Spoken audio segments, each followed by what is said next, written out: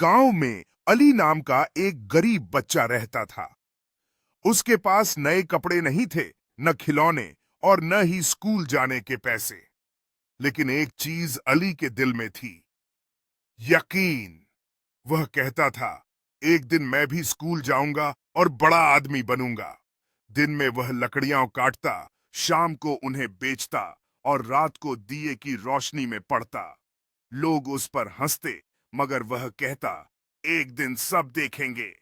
फिर एक दिन एक अच्छे शिक्षक ने अली की मदद की। अली ने दिल लगाकर पढ़ाई की।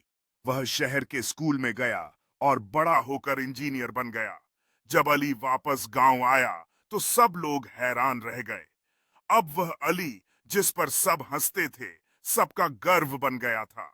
अंत में अली ने अपने गांव में एक स्कूल बनाया ताकि हर बच्चा पढ़ सके।